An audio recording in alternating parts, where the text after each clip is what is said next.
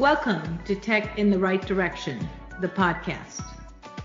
Let's take tech in the right direction to drive social change and close the employment, pay, and culture gap for women in technology.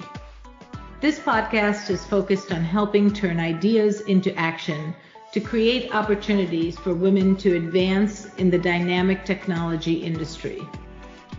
I hope this podcast will inspire and motivate you to encourage more women and girls to seek or grow a career as a woman in technology. Stories about the journey of amazing women in this tech field starts right now. Welcome to Tech in the Right Direction, the podcast. This week, I'll be speaking with Dan Draper. Dan is the CEO and founder of CipherStash, a data storage platform for sensitive data. Their platform uses searchable encryption technology to protect against attacks that leak a snapshot of the entire running system, thereby enabling development teams to search data with high levels of protection without compromising on usability. Dan is a seasoned cryptography engineer whose goal is to equip all developers with the skills they need to create safe applications. He is the executive producer of Debugging Diversity, a film that explores why there are so few women in technology, as well as what might be done to change it. Welcome to the show, Dan. I'm so excited to have you on. Likewise. Thanks for having me, Jennifer. Sure. So let's get started. So Dan, I'm so excited to have you on as a Mentors That Make a Difference segment of our show. So thanks so much for being an ally for women in technology. Tell us some more about you. Well, as you can probably tell by the accent, I'm an Australian, Aussie. I grew up in a city in the south of Australia called Adelaide, and most people probably haven't heard of it, but it's a lovely little city. I now live in Sydney in Australia.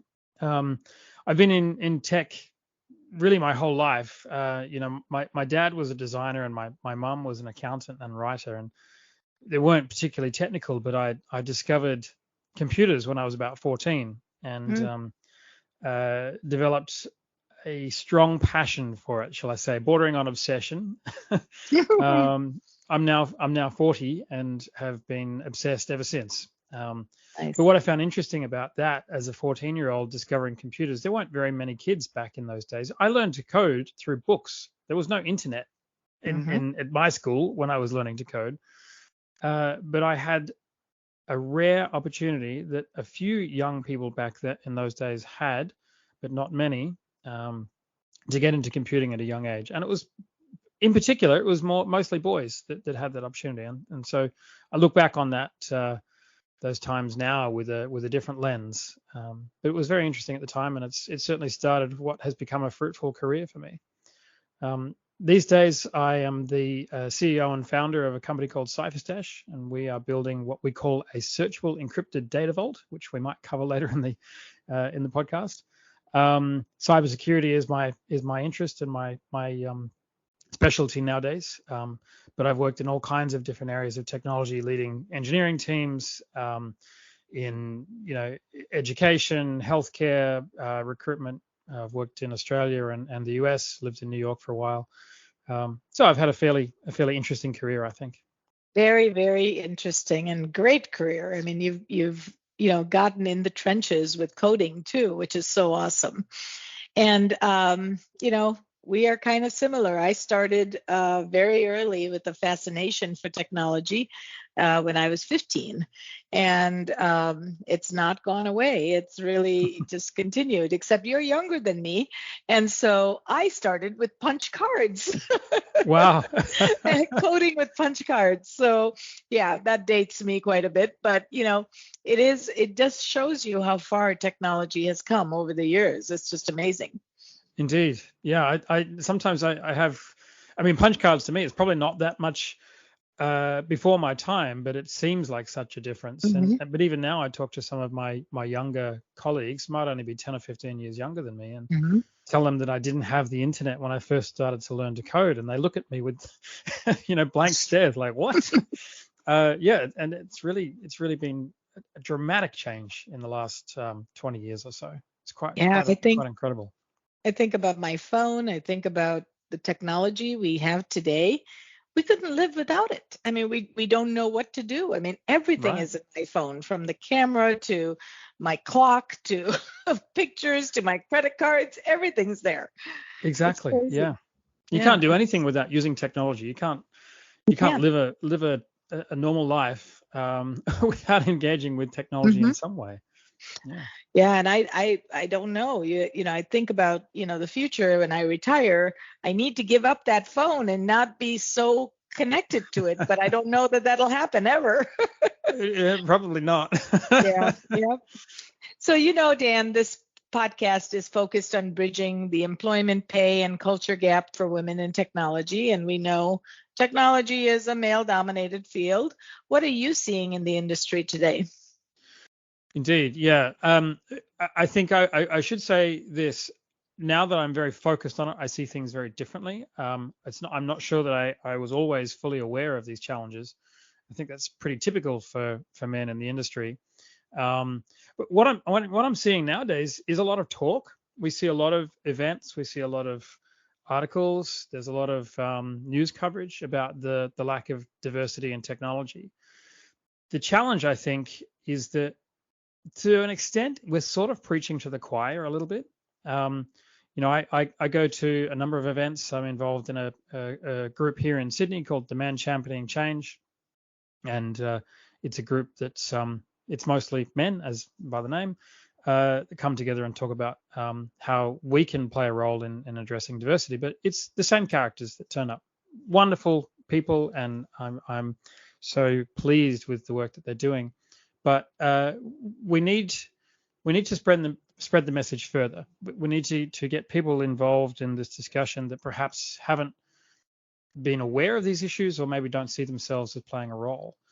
And you lift up a little bit higher for a second and look at women's participation in technology. And I rely very heavily on statistics that come out of various organizations, but one in particular, the National Center for Women and Information Technology, which is run by Lucy Sanders out of UC Boulder in Colorado. And they publish stats on women's participation in the technology workforce every year. And since 2003, that the number hasn't really changed. It still hovers around 24%, 23 to 25%. And that surprises me. I've been sort of becoming aware of these issues for maybe 6 or 7 years now, and in that time I've seen a lot more discussion, a lot more awareness, and yet those numbers don't seem to be changing. What else is kind of alarming is the gender pay gap doesn't really seem to be changing very much. In Australia, for example, the gender pay gap is roughly 14% across all industries. In technology, or technically, actually, they just describe it as STEM in these reports, but it's 25% in STEM, which is really awful. In the US, it's a little better. It varies from state to state, but it's still roughly around 7%. Gender pay gap in tech. Any pay gap really is unacceptable.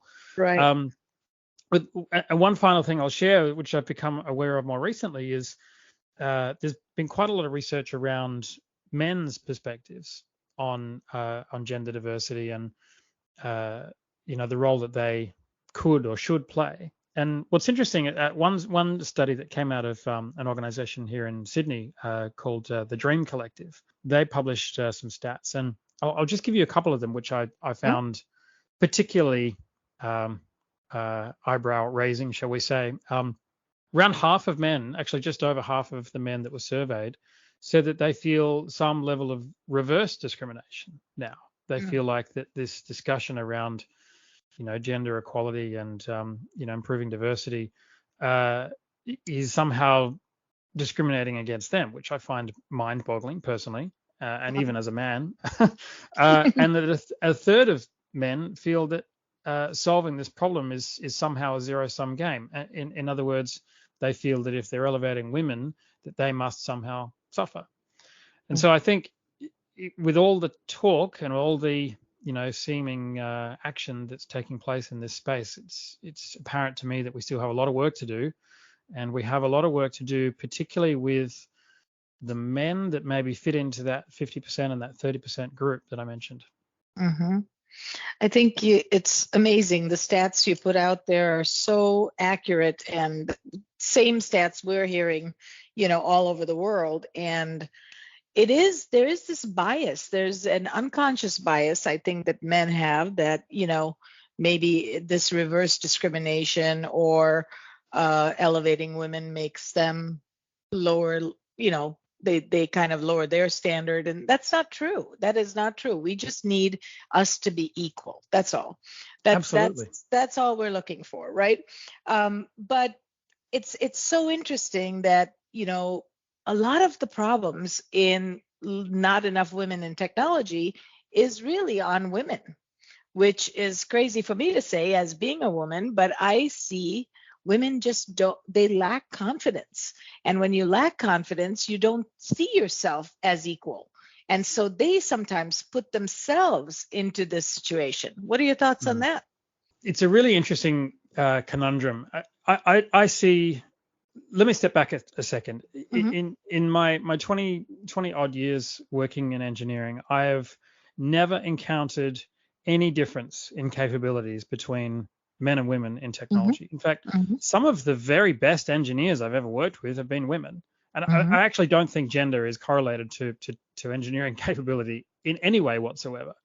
But I have noticed one particular difference between men and women, and that is that men seem to, if there's any confidence, they seem to be slightly overconfident, mm-hmm. and women tend to be slightly underconfident, or mm-hmm. not as confident as they could be. And the way that sometimes manifests itself, you've probably heard this or had guests on your podcast that have said something similar. When there's a job advertisement, mm-hmm. and there are maybe 10 criteria that the company is looking for. If a man has 2 or 3 of those criteria and goes, yeah, cool, I'm going to apply for that job. Uh-huh. Often women will not apply unless they've got 8 or 9 of those criteria checked, or maybe sometimes even all of them. 10. Yep. Yeah, exactly, right. Mm-hmm. And I'd heard this before, and I remember experiencing it with my wife a few years back. She works she's not in technology, she works in the entertainment industry, but she saw a job ad, and she came home from work one day and she says, oh, geez, I wish I could apply for this job. This looks really cool. It's like my dream job, but I don't meet all the criteria. And I said, can I have a look? And I looked at the job ad and I said, you can do all of this stuff. I mean, maybe you haven't done this one and haven't done this one before, but I know you can do that. Mm-hmm. And I encouraged her to apply. And guess what? She got the job. That's awesome. And I sort of thought, well, now I see, now I understand. And I think one of the things that perhaps we need to do in the industry is maybe in the example of job ads, don't necessarily state very explicit criteria. Don't set a really high bar and say, we will only talk to you if this X, Y, Z. Mm-hmm. Have a more open and broad set of expectations. And then, so through the recruitment process or the interview process, start to tease out what the candidates might be interested in doing, what their capabilities really are. Don't let people self-select out. I think you need to give more open opportunities to folks. And then similarly, for the leaders in the organizations that are tackling these kinds of challenges, I think it's incumbent on them, on us, to give people a little nudge in the right direction. Sometimes people will self-select out. Imposter syndrome is a thing. Mm-hmm. Sometimes lack of confidence plays a really important role. And people just need a nudge. I mean, I have, just to wrap this thought up, I have one example to share on that front. Mm-hmm.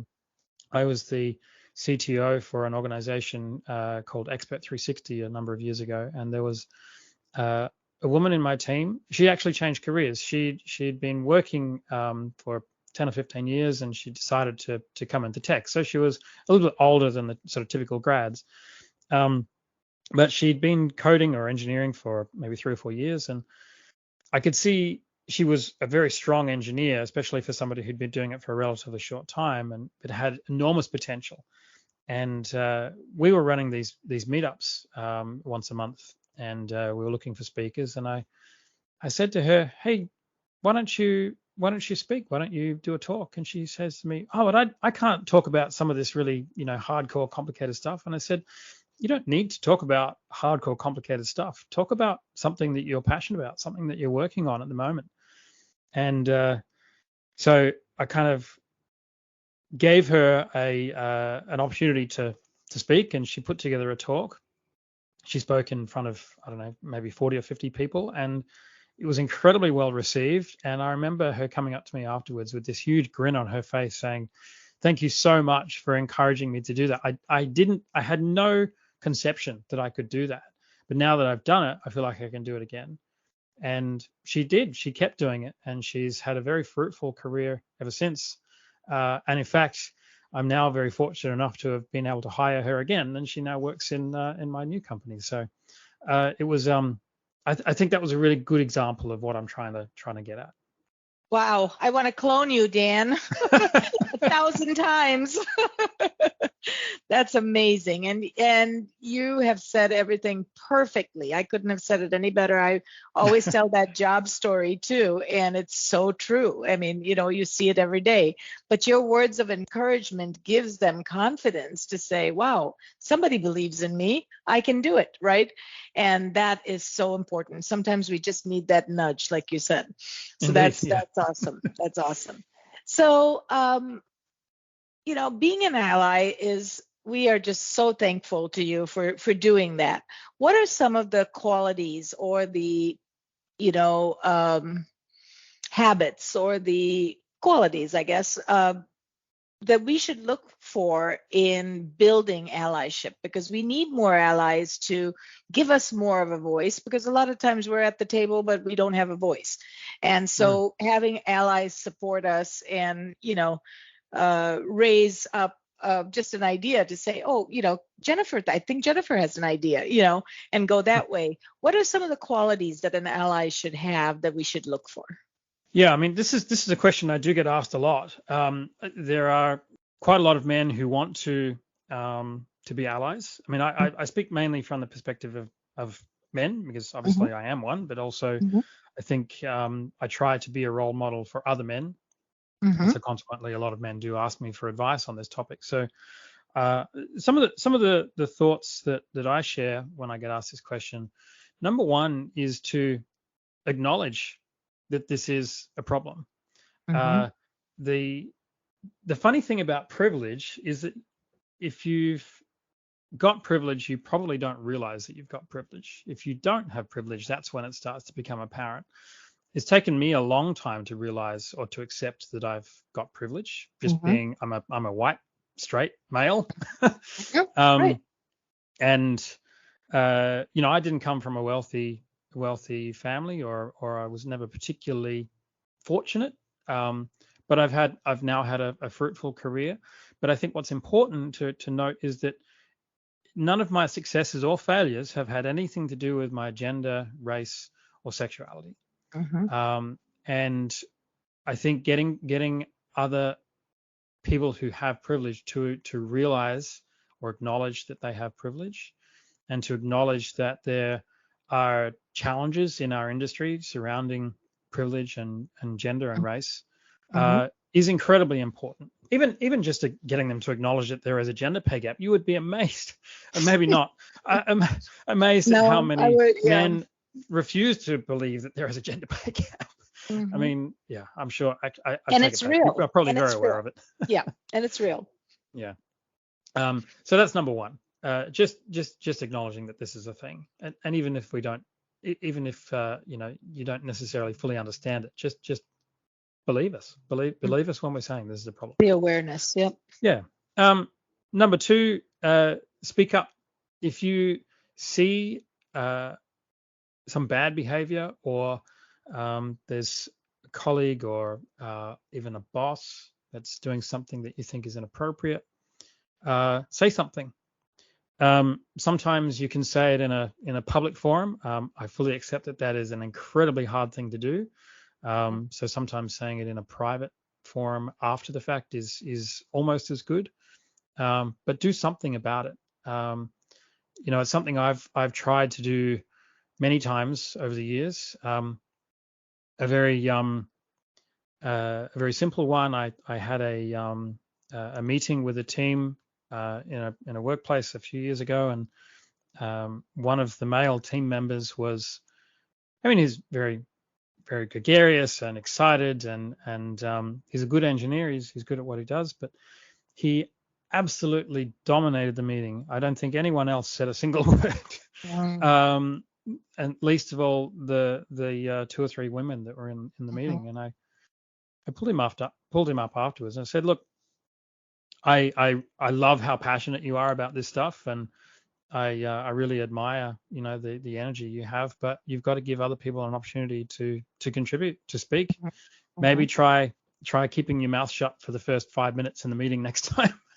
And he sort of looked at me and went, oh my God, you're right. I had no idea. I actually didn't realize. Right. So I think sometimes speaking up doesn't have to be confrontational. Sometimes it's really just about helping people see things that they hadn't seen themselves. So speaking up, number 2. Number 3, provide opportunities. I shared that example of my former and now current colleague earlier. Particularly if you are in a leadership position, I think it's a really important role that you can play to help find opportunities for members of your team, particularly those that are typically not as well represented, like women and minorities. Yep. And then finally, number 4, once again, particularly if you're in a leadership position, is change systems. What are the kinds of systems that you have in your organization that could be having an effect on women and minorities in your team? So things like hiring practices, and we talked about some of that before. Another great one is things like open salaries. So at CipherStash, for example, we've taken the approach now that we have a fully open and transparent salary plan. We don't publish it outside the company, but everyone inside the company knows what everybody else is on, what level they're on, and we have standard kind of salary levels, not even ranges, but a level for each particular role in the business. And that way it doesn't entirely eliminate the gender pay gap, but it is a really, really important step in addressing in eliminating it, essentially. So things like that can help, and there's all kinds of different systems and processes that we could talk about, but they're sort of the 4 main things that I think a good ally needs to think about. That's incredible, Dan. Thank you. This is You're so welcome. amazing. You are hitting all the nails on the head, because this is so near and dear to my heart, and there's nobody who has said it the way you have, and it's just so articulate, and it explains it absolutely correctly. So thank you. I'm so happy to hear that. Just one other thing I wanted to say before I move on, Jennifer. Yeah. Sorry to cut you off. No. I'm thrilled that you said that, but I have to say that it's taken a very long time to understand this, and I certainly was not comfortable with this stuff for a long time. And I'm very fortunate that I've had some wonderful mentors. But what I wanted to say to any other men that might be listening, or women who could perhaps pass this message on, is that if you don't understand this stuff, it's okay. It's okay to make mistakes, but I think we all just need you to try. Start to try and learn this stuff. Yeah. So true, because it doesn't come innately for a lot of people. There are unconscious biases, like I'd said before. People don't even know they had it. The man who was speaking and not thinking of anybody else to speak wasn't intentionally doing it. He was just passionate, and he was just out there saying what he was thinking. But when you brought it to his attention, that awareness says, wow, I didn't even know that, right? So now I'm going to be better. And so we all learn step by step. There's no right or wrong. You have to fall. You have to learn step by step. And it might take a long time, and that's really okay. We can do it one step at a time, and we don't have to make big strides to make these changes. Absolutely. Yeah. Yeah. So let's talk a little bit about your business. Your expertise is in data security. Share with us why data security is more crucial now than ever before. Yeah. Because everybody's talking about, security, pretty Right. much. Yep. Yeah. I mean, it sort of comes back to what we were talking about earlier, where you can't do anything without using technology in some way or another. And the way that I think about it, I mean, every time you buy something online, you buy a pair of jeans, or you make an appointment to see a doctor, or apply for a loan, or process an insurance claim, every time you do one of those things, you're giving some of your probably sensitive and certainly personal data to another company. And I actually had a report done recently by a company called Mine, that helped me understand how many organizations I had actually given data to. And it's something like 1,100 different organizations. Wow. And then if you look at some of the data security statistics, say for example in the US, roughly one in two, so 50% of companies will suffer a data breach at some point in the next 5 years. And all you got to do is multiply those two numbers out. 1,100, or let's say 1,200 companies and 50%. That's 600 companies are going to lose my data at some point. Mm. That is terrifying, quite frankly. That is terrifying. So I wanted to find solutions to that problem. And I mean, it's an enormous problem. It's probably equal in magnitude to the diversity problem. It's another huge problem facing our industry. And I hope to play a small part in its solution. That's awesome. That's awesome. That is very, very frightening.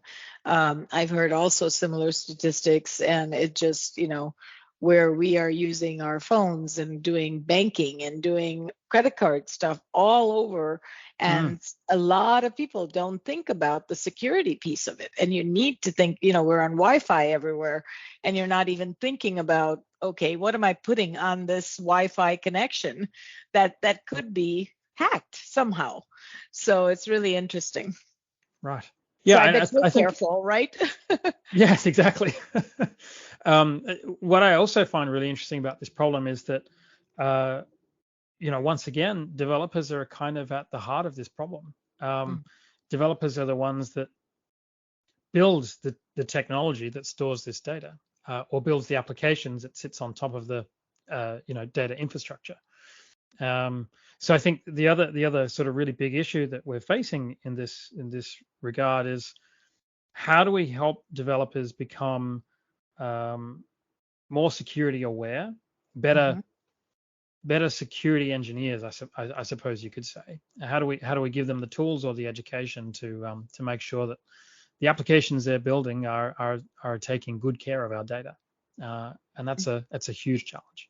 Now, I run a IT training business, and so we do skill IT pros on security, and security as part of different pieces of technology. So it's starting to come out more and more, and it's becoming a very, very hot topic.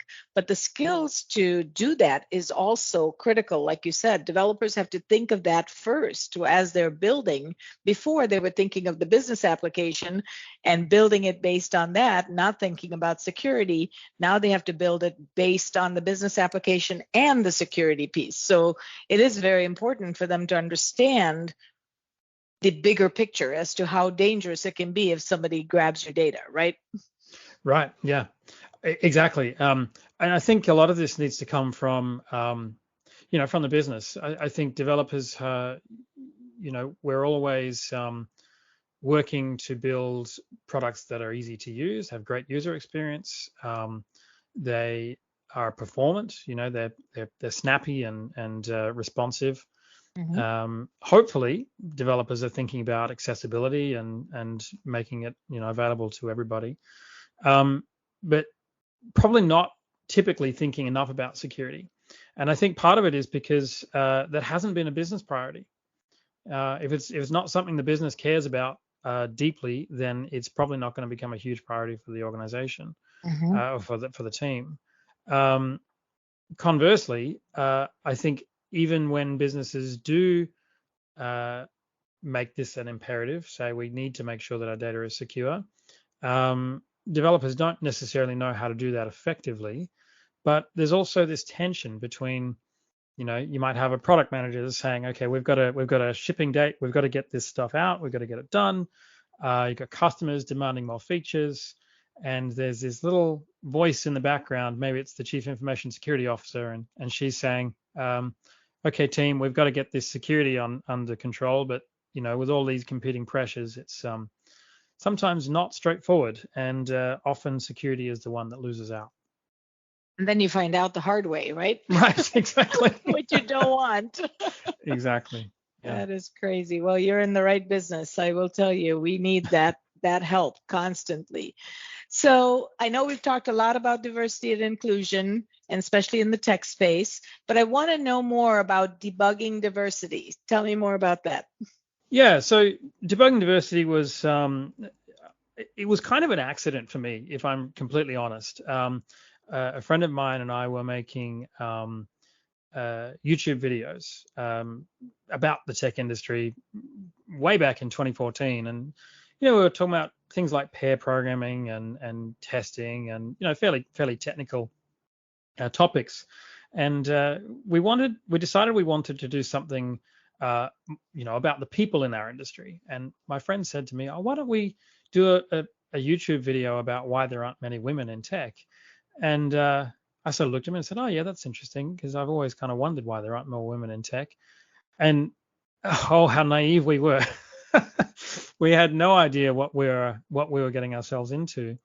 But it became, as I learned more about this topic, I realized how important it is, how big a topic it is, and also how challenging it is and continues to be to solve. And what started out as really was going to be a short YouTube video turned into a feature-length documentary, and that also then turned into a series, a docu-series. Wow. And so Debugging Diversity is now a 3-part series. We realized that a feature-length documentary it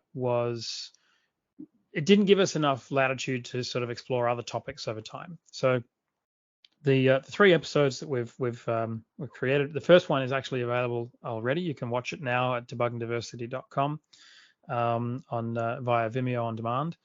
The second 2 episodes are still in production. Episode 1 is called Nerd.exe, and it essentially explores. We talk a little bit about the history of women in tech and the lack of diversity, but really we wanted Debugging Diversity to be about what actions we can take. So we talk a lot about gender stereotypes. We interviewed Lucy Sanders from the National Center for Women and Technology. We interviewed Michelle Glauser, who led the I Look Like an Engineer campaign. There's some really interesting stories in there. And one thing I often say when people ask me about Debugging Diversity is this show, although I hope it's interesting and appealing to women, I actually made it for men. And it sort of goes back to what we were talking about before with this sort of echo chamber. Let's be honest, women are not the ones we need to convince that there's a gender problem in tech. That's true. It's the men. Admittedly, not all men. I don't like saying it like that, but a lot of men are quite sympathetic and understand that this problem. But even then, they don't quite know exactly what they need to do. Right. How can they help? And then of course there's the cohort of men who don't even know that it's a problem or don't believe that it's a problem. So there's an element of trying to convince them as well. Episodes 2 and 3. Episode 2 covers sort of some of the challenges in our education, how we can teach children more effectively what computing is and how it can be used. The idea of getting into technology later in your career. And then episode 3 goes into some of the really challenging topics around gender roles and stay-at-home dads and workplace cultural things. And there's some interesting stories in there and some pretty confronting stuff. But I hope that the lessons will be very clear and valuable to the men and women who watch it. Thank you for putting that together. I can't wait to go and see the first part of the series. And I love that you've put so much work and time into this, because I think the education part is so important, because what you don't know, you don't know. So the more you can be aware, the more you can question yourself and say, am I in the right place? Am I thinking of this correctly? Am I aware that this is a problem? So very, very, very good work. So thank you for that. You're welcome. Yeah. All right. It's imperative that we do this. It's imperative for our industry, and it's imperative for society, in my opinion. So, yes. I keep saying I want to clone you 1,000 times. So, is there a lesson learned, or the one thing that you wish you had known when you began your career that you found out now? And maybe it's the diversity thing, but just a lesson learned or a best practice that you thought, wow, if I learned this sooner, it would have been so much better. Yeah. I was thinking about this earlier, actually. There's probably lots of things, but the one thing that really struck out to me when I was reflecting on this is it's okay to be vulnerable. I don't think I ever really felt that in my early career.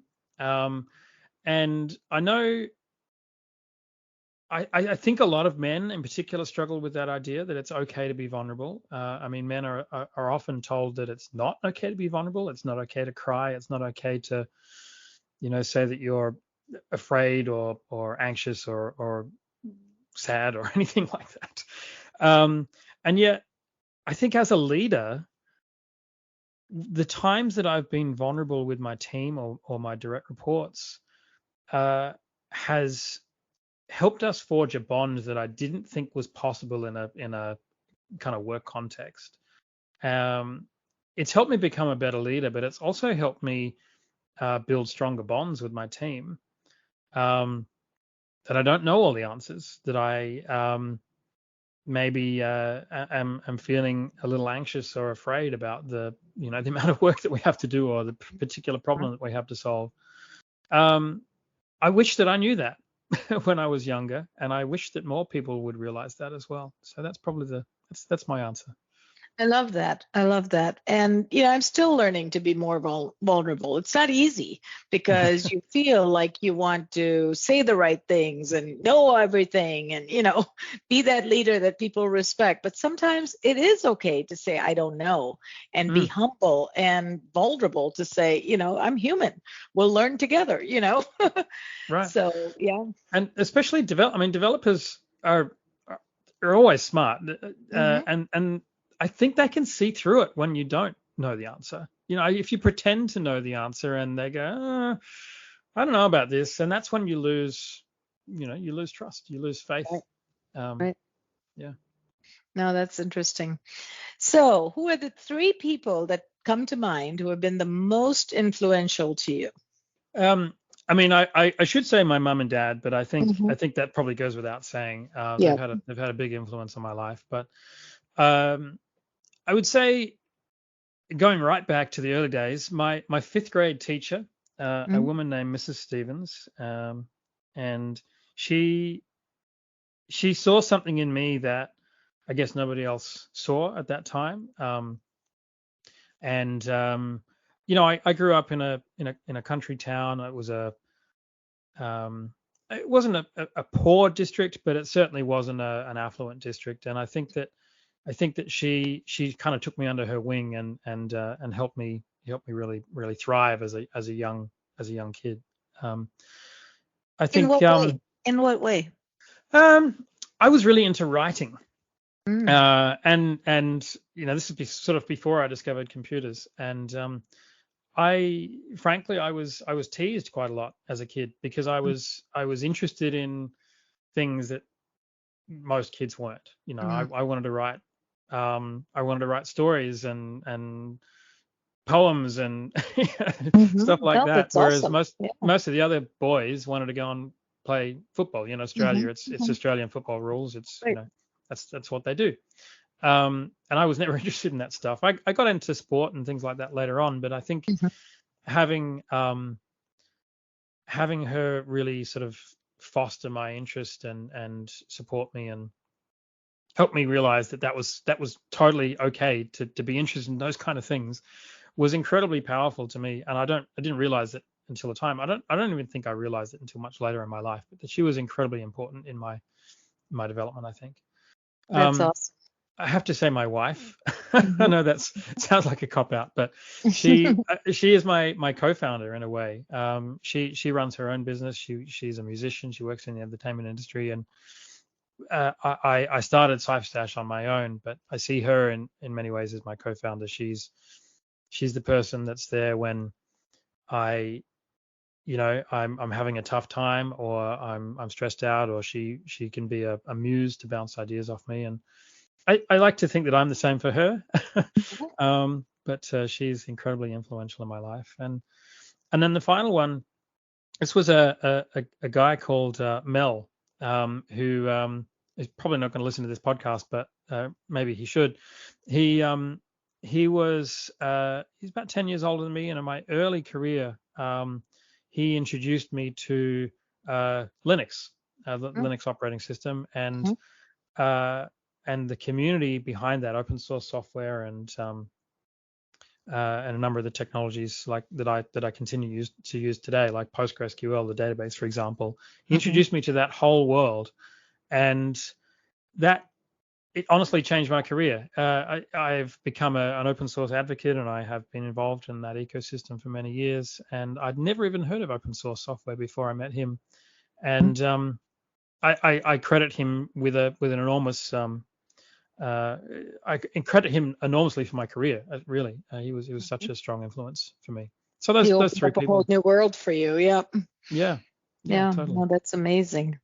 That's great. I love those examples, and I think your fifth grade teacher, your wife, and Mel all are very, very proud of who you've become because you're amazing. You're amazing. All right. So in closing, I could talk to you forever, I think, but I think we have to close soon. So in closing, what advice would you give to a woman considering a career in the tech industry? Quite simply, do it. It's not easy. It does take a while to become a competent software engineer. Like I say, it usually takes 2 or 3 years before you start to feel like you have some idea what you're doing. Everybody goes through that. And even when you've been doing it for 20 years, sometimes you still feel like you're a beginner. But it is a superpower. That's the good part of it, because you're challenged, right? Yeah, absolutely. I mean, when I was the CTO at my last role, I didn't really write a lot of code. I was mostly sort of doing management type stuff, leading the team and strategy and things. And then of course, when I went and started CipherStash, in the first few months, I was the only employee. It was just me, and I was writing code, 8 hours a day, and I had to kind of get back up to speed and learn some new technologies that I hadn't used before. And it was quite challenging, but I loved every second of it. It was so rewarding. I think everybody that pursues a career in technology has a similar experience. But at the end of the day, for me, what it comes down to is it's the ability to not just consume technology, it's the ability to create technology. Jennifer, I'm going to say that again because my computer beeped in the background. It's the ability to create technology and not just consume technology. We're all consumers of technology, but to be able to build the products and build the systems and technology that we all use is an incredibly powerful and rewarding thing. It sure is. Wow. And that's the amazing part of technology. You have all different roles, so when women are looking out there for a career in technology, it doesn't have to be coding. It can be anything. There's a lot of different roles within technology. Absolutely. Yeah, very much so. And technology is such an incredibly creative pursuit. I mean, you could be a product manager or a designer or a data scientist or a systems administrator, Right. network engineer, a security penetration tester. There's all kinds of things. Yeah. It's a very broad and interesting field. Well, great advice. So thank you, Dan. I don't know how much I want to thank you. I want to keep saying it over and over again because you've been incredible. I think this is a show that, will get a lot of listens and really will inspire women out there and allies out there to grow more women into technology. So thank you, thank you, thank you. Can you share with our listeners how they can get a hold of you? Absolutely. So if you want to check out Debugging Diversity, you can go to debuggingdiversity.com. If you're interested in learning more about searchable encryption technology, you can check out CipherStash. That's CipherStash.com. And I'm pretty active on Twitter if you want to follow me at Daniel Draper. Very simple. Perfect. Well, thank you again. It was a pleasure and an honor to have you on the show. Thank you so much, Jennifer. I hope it was valuable and interesting, and I'm looking forward to listening to more episodes in the future. Very much so, and I hope to have you on a future show. Love to. Yeah, absolutely. Thank you. Thank you for listening to Tech in the Right Direction. Please take a minute to subscribe or follow so that you never miss an episode. Also, don't forget to like, share, and comment. Thank you. See you next week. From IT skill enhancements to end-user adoption training, Directions Training is your resource to help optimize the effectiveness of your technology investments. Over 500,000 students have taken advantage of our wide selection of technology and business training solutions, covering the most popular applications today, such as Microsoft 365, Azure, Windows 10, and more. As a podcast listener, we invite you to take advantage of an exclusive offer. Receive 30 days of free access to our Microsoft official curriculum on-demand courses for IT professionals or end users. Visit us at www.directionstraining.com/podcast to claim this offer today. Hurry, this offer is only available for a limited time. Success is a journey. Ask for directions.